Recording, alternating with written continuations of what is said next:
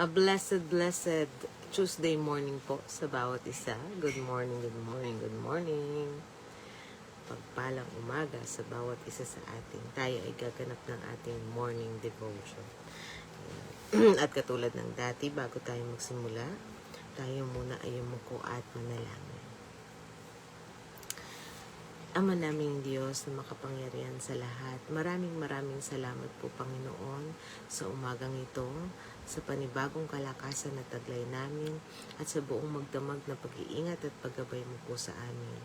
Maraming salamat Panginoon sa pagkakataon na muli kami ay magbubulay-bulay sa iyong banal na salita. Samahan mo po kami Panginoon na maunawaan ang iyong mga salita na aming mapagbubulay-bulayan. Gabayan mo rin po ang iyong lingkod na maibahagi ko, Panginoon, ang iyong mga salita ng tama at may kalinawan. At tulungan mo rin, Panginoon, ng bawat isa sa amin ay patuloy na lumago sa aming pananampalataya.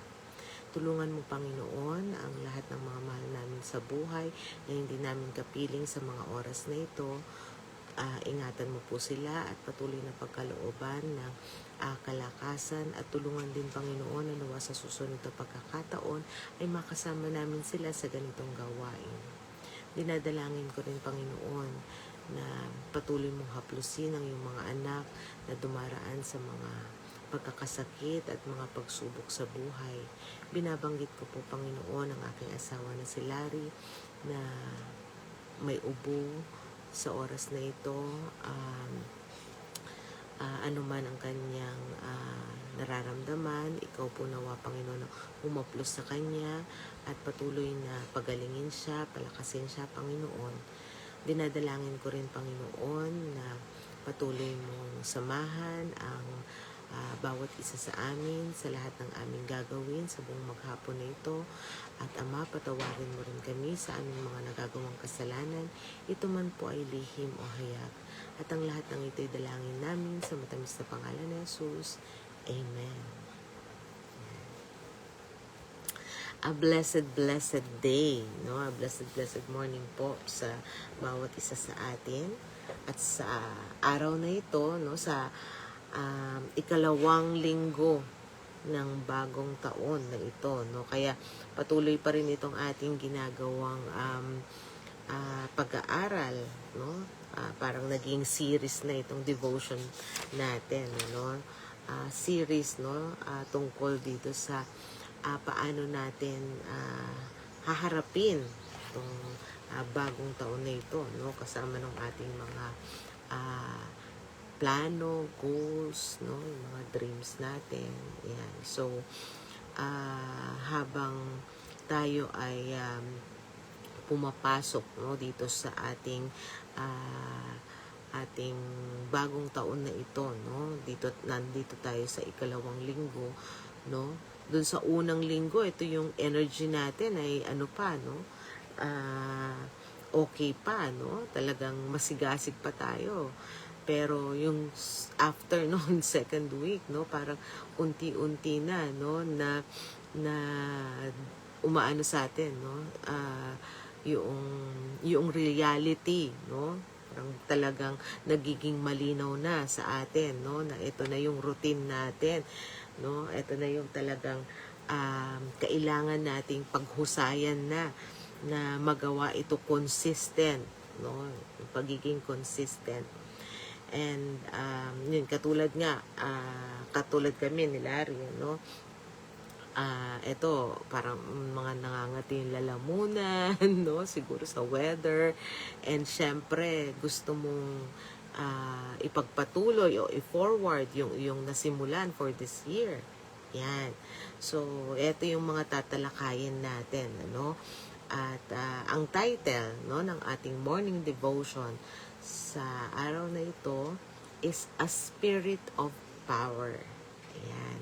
A devotional for the second week of this year. A Spirit of Power. No? At dito, no, sabi nga rito, as the initial January 1st energy begins to settle and the reality of daily routine, no, returns, the second week of the year is often where our resolves is tested. Ayan, no? Ito na yung, dito na, nag-uumpisa na. Itong week na to at mga succeeding weeks, no? Dito na, natitest na yung ating, kung papaano natin talaga ipo-focus yung sarili natin at pagsusumikapan, no? Na ito ay ating ma-achieve. So, this is the perfect time to learn into the promise of 2 Timothy chapter 1 verse 7. So ito yung ating Bible verse, no, sa umagang ito. Sa English babasahin ko, no, 2 Timothy chapter 1 verse 7 sa New International Version, English yan. For the Spirit of God gave us for the Spirit of God gave us does not make us timid, no? But gives us power, love, and self-discipline. Yan, napakaganda. Kahapon, pinag-usapan natin yung discipline, no? Ito ay connected pa rin, no? Basahin ko rin sa Tagalog para mas maganda, no? Aklat ng Timoteo, Kapitulo 1, versikulo 7. Sabi niya, sapagkat hindi tayo binigyan ng Diyos ng espiritu ng katakutan, kundi ng kapangyarihan at ng pag-ibig at ng kahusayan. Yan. Napakaganda. So, dito, no, dito sa ating mensahe o sa ating devotional message ngayong umaga, no, tatalakayin natin yung willpower, no? Kasi yung title to, A Spirit of Power. So, yung una, beyond human willpower. Beyond. So, ibig sabihin, mahigit o higit pa, no, sa kayang gawin ng tao, no? Kayang gawin natin. So, in the first week of the year, we often rely on willpower. Totoo ba ito? Sa first week, kadalasan, no, nakabase tayo, no, dun sa kaya nating gawin, no.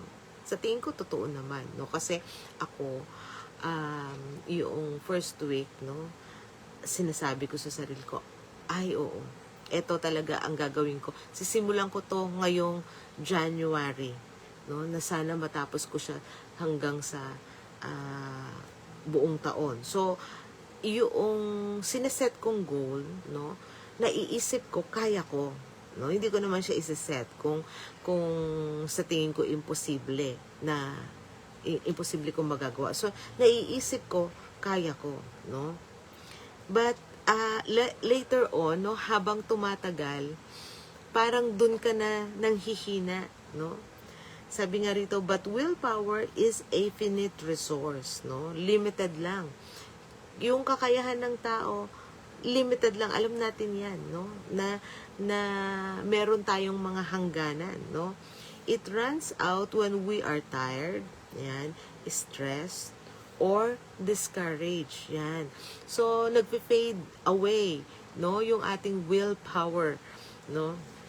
Alam nyo, kaya tinawag no willpower, meron talaga itong energy, no, na ibinibigay sa atin na kaya nagagawa natin yung mga bagay-bagay, no. So for example, kung motivated ka, ano, usually yung New Year, pagka yung idea ng bagong taon, refresh, no, automatic motivated ka niyan. So, merong energy yan na binibigay sa'yo para magplano ka, mag-umpisa ka, no? Gumawa ka, yan.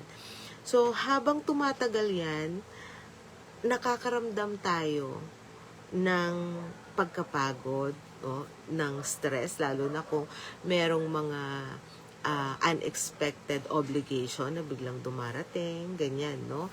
And syempre, discouraged pagka minsan yung inaasahan mo, hindi yon, no? Kung halimbawa, ang plano mo talaga every day ngayon maglalakad ako, exercise ako, morning walk ako every day. And maganda yung panahon every day, no? And then second week biglang eto nangungulimlim, parang nagbabadya na babagyo. So parang little discouragement, no? Sa atin, no? Tapos, siyempre, minsan isipin mo pa, hindi, kaya ko to kahit sa loob ng bahay, no? Pero minsan, pagka nasa loob ka na ng bahay, parang nawawalan ka na ng gana.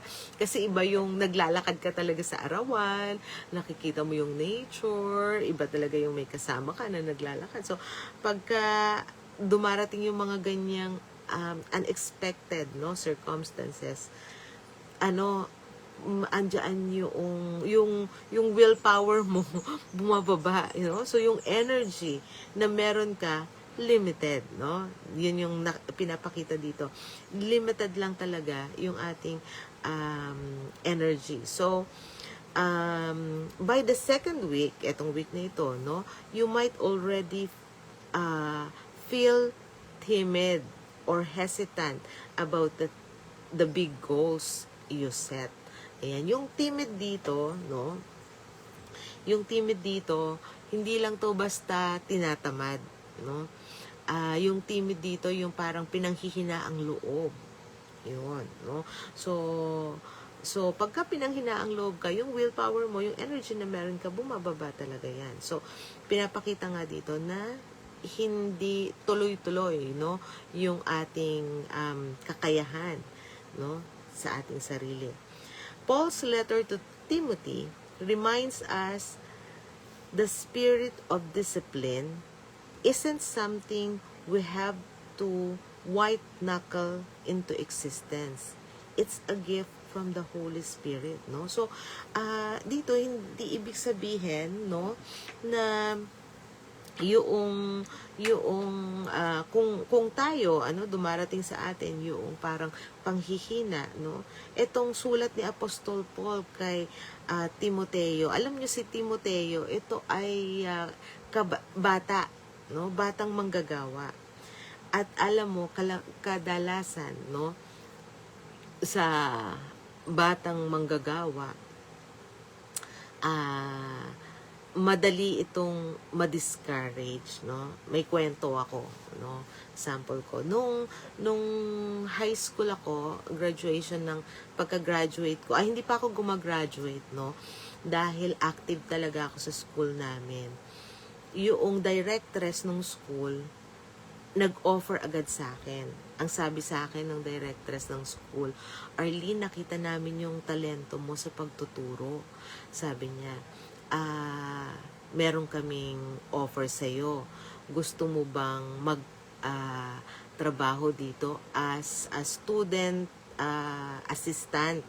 Sabi niya, mag-handle ka ng mga preschool, sabi niya. Pero yun nga lang, ang kailangan mong i-take na course is education. Yan, yun ang sabi niya. Ngayon, nung time na yun, education ay malayo sa plano ko, no, sa pangarap ko.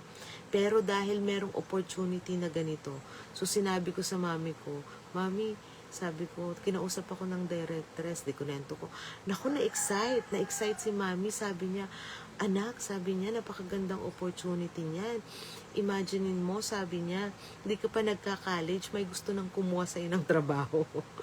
Tapos, so ako naman, na-overwhelm ako. So, andoon yung reaction ng mother ko, yung parang pagkatuwa, ganyan.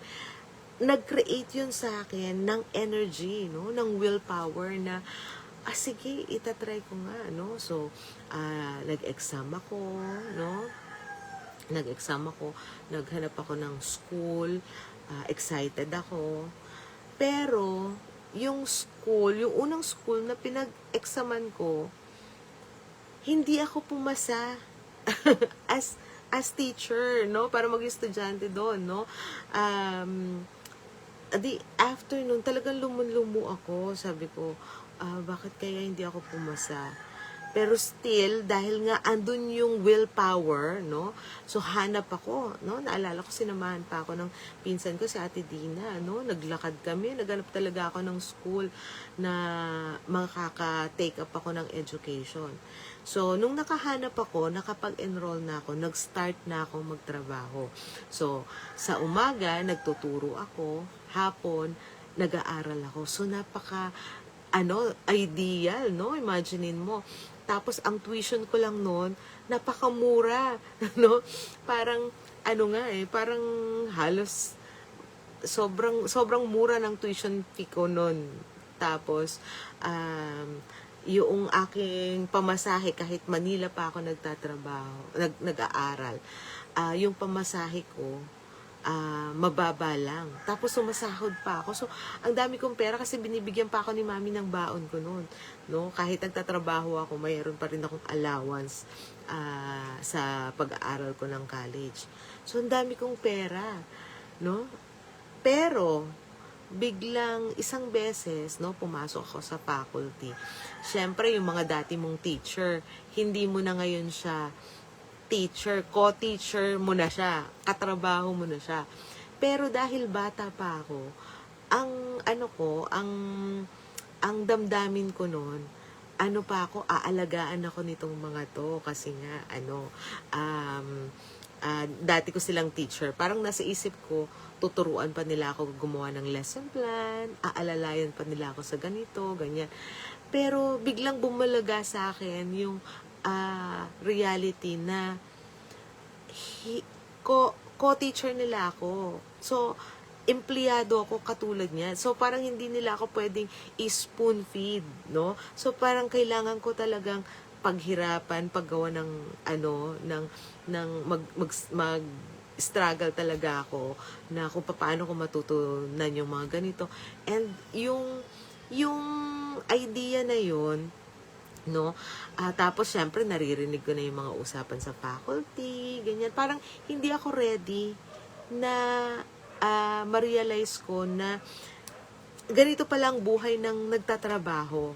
Yun. So, hindi pa ako na-prepare doon. Kasi, di ba, sa college, unti-unti ka ipiniprepare ng reality ng career. Yan. So, wala akong idea paano pumasok sa career life. Dahil nga nagsasabay, nag-aaral tapos career.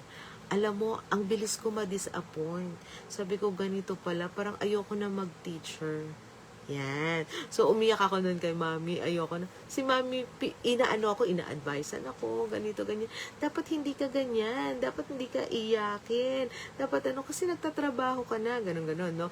So, parang na-realize din ni mami, ay bata pa, no? Tuyang, no? So, hindi pa siya ready. So, doon ko na-realize, ngayon na mature na ako, matagal na akong, kumbaga, nakapag-experience na ako ng marami sa work, doon ko na-realize na may certain age pala na kung saan masyado kang sensitive or dahil hindi ka pa ready, no, doon sa career life, pwede kang mabilis ma-discourage. Yun. So, naalala ko yan dahil itong sulat ni Apostol Paul kay Timothy, no? Kung saan tinutulungan niya, no? Si Timothy, no, inaalalayan niya, bagamat siya'y bata at merong responsibilidad, no? Inalalayan niya, no, para dito sa gawain sa iglesia. At itong verse na ito na ating tinatalakay ngayon, no, sa 2 Timothy chapter 1 verse 7, no, the Spirit of God gave us the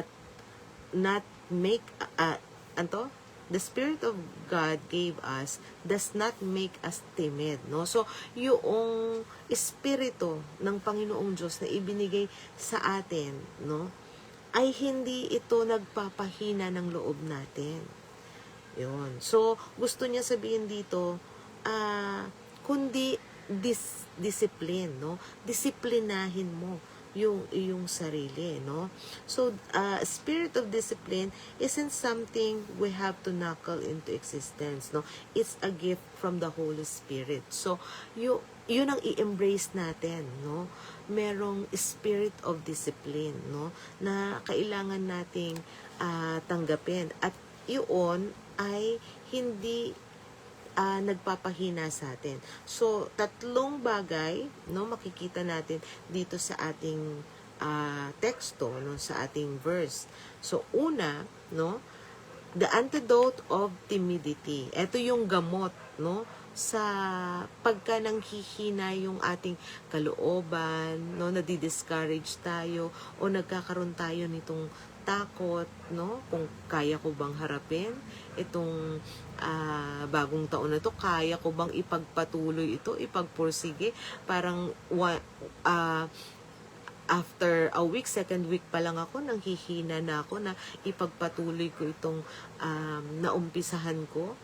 So, the timidity mentioned here is often translated as fear. Yan. So, yung timidity rito, no, na panghihina ng loob, kadalasan, no, ito ay connected sa fear o translated, no, o masasabi nating may takot, no, nakasama.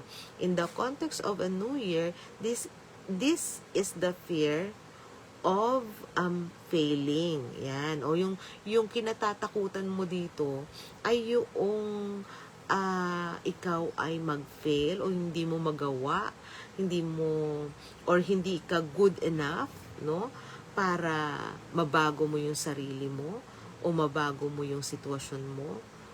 Yung fear, no, of the unknown, yung hindi mo alam kung ano ang bukas. So, yung mga ganong bagay, no, yun yung tinatawag natin na timidity, no, nagiging timid tuloy tayo, no, dahil dyan. So, God replaced that shaking foundation with a solid one. So, ang ating Panginoon, siya ang nagpapatibay sa atin, no, sa damdamin natin na nayayanig. So, tandaan natin may spirit, no, ang Panginoong Diyos na binibigay sa atin para kung tayo ay mayanig, tayo ay muling steady pa rin tayo, no? Hindi tayo nabubuwal. Siyempre, kailangan kumapit tayo, no, sa ating Panginoong Diyos. At ang kanyang espiritu, yun yung nagpapatatag sa atin. So, the threefold gift na tinatawag dito sa ating verse, no, na mapapansin natin, no. So, the main focus and hope, God equips us with a specific survival kit. Yan. So, dito sa verse natin, mapapansin natin, no, na tayo ay kinukumpleto ng ating Panginoong Diyos, no. Ang term niya nga rito ay survival kit. Kumbaga, di ba pagka may lindol o bagyo, meron silang tinuturo ngayon, no, dito nga sa Langkiwa, sa barangay namin, merong video, no, na nagtuturo na lagi kang mag-prepare ng survival kit, no, parang in case of bagyo, biglang baha o lindol, wag naman sana, no, na dumating yung mga trahedya na ganyan, pero syempre iba pa rin yung handa, sabi nila. So, itong survival kit, may tubig, may pagkain, may flashlight, lahat ng ano, no. So, to make sure na pagka dumating yung mga ganyang kalamidad, prepared ka, no, iba pa rin yung handa, no. So kahit papaano ayaw natin mangyari yun, pero syempre andun yung paghahanda. Pero ang ating Panginoong Diyos, no, ang spirito na ito na ibinigay niya sa atin, ano, ay merong paghahanda sa atin, no. Yun na nga, parang survival kit siya. Ano tong nasa survival kit natin dito sa verse na ito? Power, no. Sabi nga sa Hebrews, no, dynamis, no, the explosive energy, no, to start, and the steady strength to continue. Yon. So the Spirit of God gives us this energy, no? Extra energy. So, kung nadi-discourage ka, pag kumapit ka sa Panginoon, meron ka pang energy, no? Na pwede mo pang i-push, no? May strength pa, no? At kung dumarating ka sa discouragement o pagka-shake, no? Pwede ka pang mag-continue, binibigyan ka ng pag-asa. So, may energy, no? Kumbaga, yung battery mo, meron ka pang naka-reserve, no? May reserve battery ka pa. So, and eto, no? Love. Actually, yung love is a powerful energizer yan, no? At yung pag-ibig ng ating Panginoong Diyos, no? O agape, no? It is motivating, no? The motivation, no, na tinatawag natin. So when we do things out of love for God, ourselves and others, no? So we do things out of love para sa ating Panginoong Diyos at para sa ibang tao, no? Discipline becomes a joy rather than a chore. Yun. So kung andoon yung pag-ibig, no, na meron tayo sa ating Panginoong Diyos, sa ating kapwa, yung mga dumarating sa atin, no, na mga pagsubok, nakikita natin yan as discipline, no, para mailabas natin yung kasayahan, no, o kaligayahan, para mag-enjoy pa rin tayo sa kabila ng mga trials na dumarating o yung mga unexpected circumstances. Nagkakaroon kasi tayo ng pag-asa dahil meron tayong pag-ibig, no, sa ating Panginoong Diyos. May pag-ibig tayo sa ating kapwa. So andun yung pag-asa at andun din, no, lumalabas yung kasiyahan, no. So, napakaganda, no? So, dalawa pa lang yun. And yung third, dun sa ating survival kit, no? Yung self-discipline. Yan. Sabi rito sa, sa Greek ba to? Or Hebrew? Sophromismos. Sophromismos. Ayan. Self-discipline. Ayan. This literally means a sound mind. Ayan. Or closeness of mind. It is the ability to stay calm and focus amidst distraction. So, yung self-discipline is connected, with this word calm and focus, no? So, ibig sabihin, pagka dumarating yung mga bagay na pwedeng pahina sa atin, mag-distract sa atin, sa ating mga goals, sa ating ginagawa, sa ating naumpisan sa taong to, no? Etong self-discipline, no, na regalo, no, ng banal na spirito sa atin, no, tinutulungan tayong kumalma at mag-focus, mag-isip, no, makapag-isip. Dahil sa totoo lang, pagka hindi ka kakalma, hindi ka talaga makakapag-focus, no.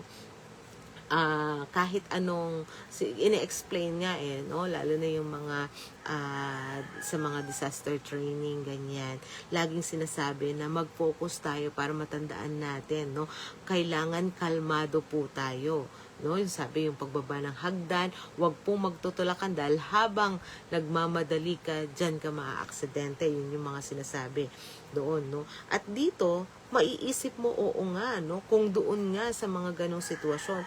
Gayon din kahit sa mga maliliit na bagay, no, na kunyari meron kang plinano, tapos biglang may unexpected situation na pwedeng hindi mo maituloy, no, yung gagawin mo. Stay calm, no, and focus. And later on, magkakaroon ka ng idea, no? Makakaisip ka, no? Kasi mawawala yung distraction. So, tandaan natin, kung hindi tayo kalmado, doon tayo nadidistract. Ayan. So, ang pagiging kalmado sa ating buhay requires self-discipline.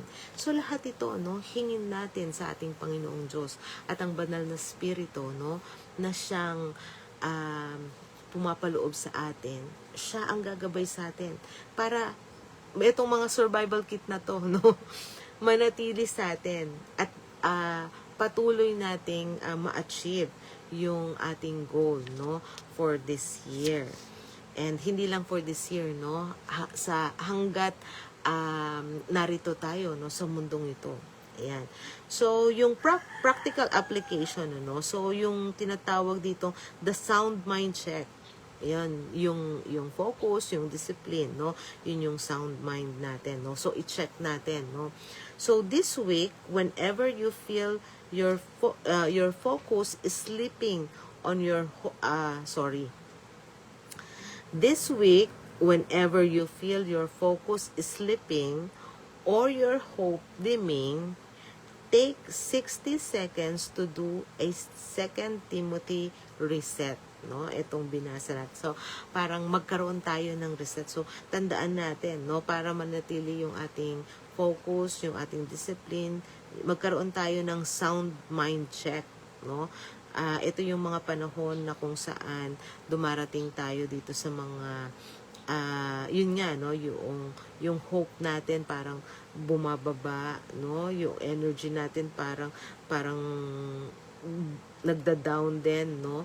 So 60 seconds lang daw, no. So ibig sabihin 1 minute para kumalma ka at alalahanin mo itong verse, no, na binasa natin sa 2 Timothy chapter 1 verse 7.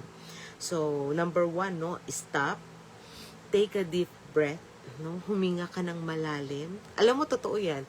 Kahit yung boss ko dati, ina-advise niya yan. Sabi niya, pagka dumaraan ka sa mga biglaang yung mga unexpected situation, no, kumalma ka, take a deep breath. 1 minute lang yan 60 seconds, no? Take a deep breath. Identify the timid, identify the timid thought or yung bagay, no, na pwedeng makapagpahina sa'yo o nagpapahina sa'yo. For example, ano ba yung bagay? Nako, ito isang bagay ito, no? Na-trap sa elevator. Ayan. So, magdadala yan ng panic, no, sa'yo. So, parang, kanyari, no, biglang na-stuck yung elevator. May hinahabol kang meeting, no. Papunta ka dun sa office mo. Late ka na. Na-stuck yung elevator. Nako, pwede kang manlumo na dyan. Parang hindi ko na mahabol yung meeting ko, yung presentation ko. Parang, so, ang pinakamaganda, stay calm, no? One minute lang yan. Take a deep breath. Isipin mo, ang nakakapanghina sa'yo, yung bagay na iniisip mong hindi mo na mahahabol yung presentation mo dahil stuck ka na doon, no? So, yun yung bagay, no? So, pag na-identify mo yun, no? Dito yung number 3, speak the truth. Say out loud, no? Ganito sasabihin mo, God has not given me a spirit of fear, but a power, love, and a sound mind. Yun. So, i-recite mo itong Bible verse natin, no? Sa 2 Timothy, na hindi ako,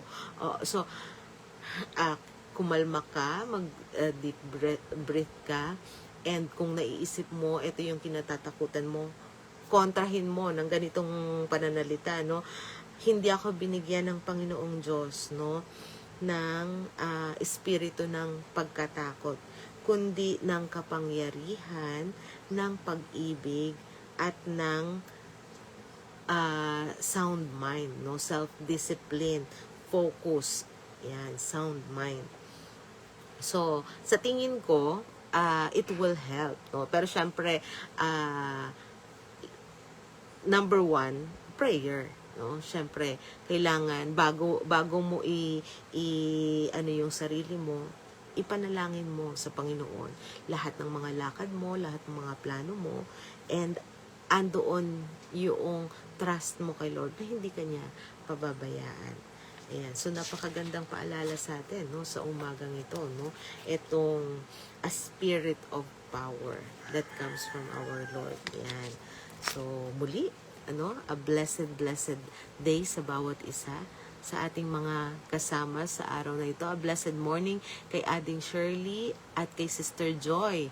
At gayon din sa aking anak, a blessed morning po sa bawat isa at sa lahat ng kasama ninyo, no, sa inyong tahanan sa umagang ito. Ayan. Bago po tayo magtapos, tayo ay yumuko at manalangin. Ama naming Diyos na makapangyarihan sa lahat, maraming salamat po sa iyong mga salita na patuloy na nag-encourage sa amin, patuloy na nagpapalakas sa amin, patuloy na nagpapaalala sa amin na hindi kami binigyan ng espiritu ng katakutan, kundi na ang kapangyarihan ng pag-ibig at ng self-discipline. Tulungan mo, Panginoon, na ang kapangyarihan na nagmumula sa iyo, Panginoon, para kami ay laging magkaroon ng sound mind, ng focus at ng hope, Panginoon, ay manatili sa amin, Panginoon. At lalo't higit, mangibabaw po nawa ang pag-ibig na nagmumula sa iyo upang ang lahat ng aming gagawin, Panginoon, ay patuloy na magdala ng kasiyahan at papuri sa iyong banal na pangalan. Maraming salamat, Panginoon, sa napakadami mong biyaya at pagpapala sa amin, lalo't higit sa iyong mga salita na aming natanggap sa umagang ito. Tulungan mo, Panginoon, na ito'y maibahagi din namin sa lahat ng mga taong nakakasalamuhan namin at makakasalamuhan namin sa araw na ito. At Ama, patuloy mo po kaming gawing karapat-dapat sa napakadami mo pong biyaya at pagpapala sa amin. Muli, ang lahat ng ito'y dalangin namin sa matamis na pangalan ni Jesus. Amen. Amen, amen. A blessed morning po ulit sa bawat isa sa atin. At see you later sa ating evening devotion sa pangunguna pa rin ni Sister Kathleen. At I hope na ang bawat isa ay always safe, no, at malayo sa sakit, no? Kasi ito na naman ang panahon, no? Parang nagbabadya na naman ang makulimlim dito sa amin, ay medyo nagiging makulimlim na naman, no? Sana naman ay wag tumuloy ang anumang namumuong masamang panahon diyan, no? I-pray natin, no? And I hope na everyone is safe. So take care, God bless.